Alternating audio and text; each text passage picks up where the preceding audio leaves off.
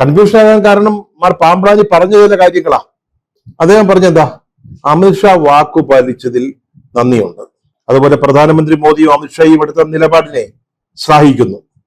കേന്ദ്ര സർക്കാരിന്റെ ഭാഗത്തു നിന്ന് കാര്യമായ ഇടപെടലുണ്ടായി, അതിനെ സഭ ആദരവോടെ കാണുന്നു.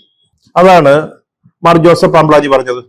അത് ഈ തലശ്ശേരിയിലെ ആർച്ച് ബിഷപ്പ് മാത്രമാണ്, അല്ലാതെ സഭയെ പ്രതിനിധീകരിച്ച് അഭിപ്രായം പറയാൻ അധികാരമുണ്ടോ എന്ന് എനിക്ക് അറിഞ്ഞുകൂടാ. ഇനി സീറോ മലബാർ സഭയ്ക്കാണെങ്കിൽ അതിന്റെ മേയർ ആർച്ച് ബിഷപ്പുണ്ട്, റഫേൽ മാർ തട്ടിൽ.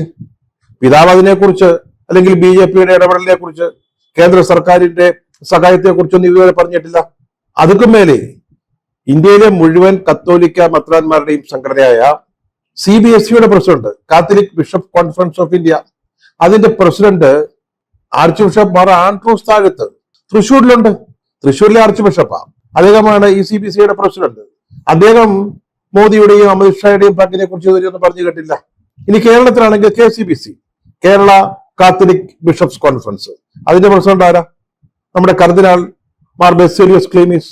അദ്ദേഹം പറഞ്ഞ എന്തുവാ, ഇത് തുടങ്ങിയിട്ടേ ഉള്ളൂ എന്നാണ് പറഞ്ഞത്, ഈ പ്രശ്നം തീർന്നിട്ടില്ല. ഇപ്പൊ ജാമ്യം കിട്ടിയത് ഒരു താൽക്കാലിക ആശ്വാസം മാത്രമാണ് എന്നാണ് ക്ലീമീസ് തിരുമേനി പറഞ്ഞത്.